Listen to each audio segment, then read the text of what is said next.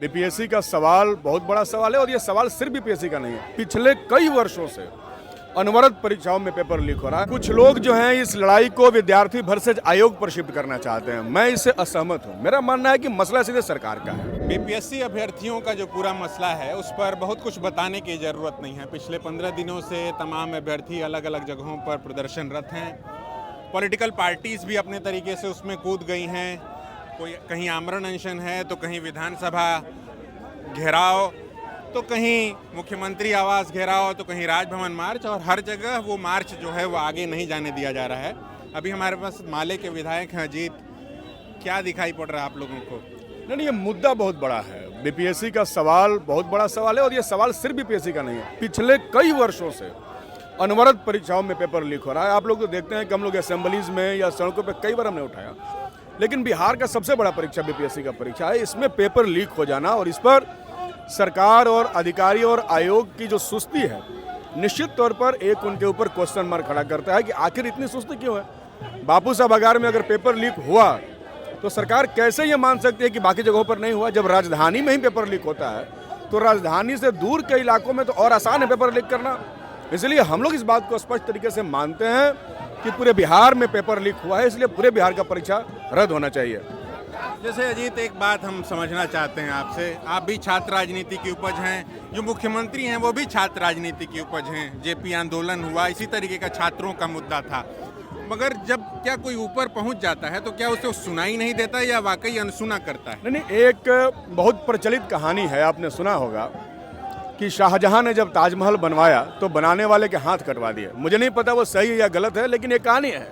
तो नीतीश जी को लगता है कि छात्र राजनीति का वो पायदान है जहां से खड़ा होकर सत्ता की कुर्सी की तरफ देखा जा सकता है, और अभी सत्ता की कुर्सी पर वही है और वो यहीं से आए हैं। इसीलिए वो छात्र राजनीति को ही खत्म कर देना चाहते हैं। वो नहीं चाहते हैं कि छात्र राजनीति हो।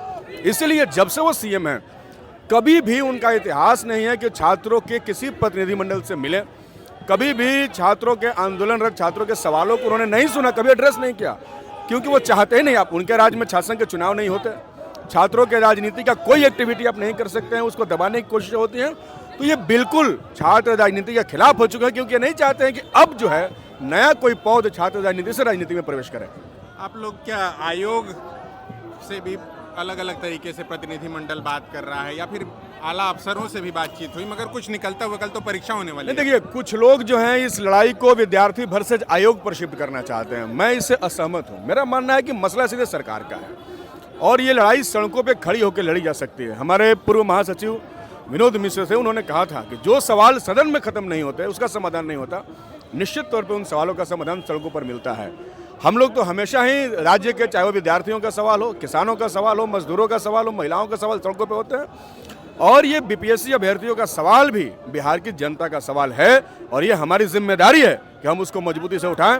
इसलिए जब संस्था जिस तरीके से हिंसा कर रही है, हम ये सीधे तौर पर अब कह ही सकते हैं, वाटर कैनन, लाठीचार्ज, बिल्कुल, उससे कैसे, क्या आपको लग रहा है कि बिहार लड़ने के लिए तैयार है? छात्र लड़ने के लिए तैयार है? बहुत असंगठित हो गया है पूरा मामला। लाठी तंत्र में बदलते हुए लोकतंत्र का जो नया स्वरूप देख रहे हैं, नीतीश कुमार के शासन का असल मॉड्यूल है और डबल इंजन सरकार का ही मॉडल है। वो बातचीत नहीं करना चाहते, उन्हें वार्ता में यकीन नहीं है। वो हमेशा लाठी के बल पे, वाटर कैनन के बल पे आंदोलनों को छत विछत कर देना चाहते हैं, खत्म कर देना चाहते हैं। ये कहीं से भी उचित नहीं है।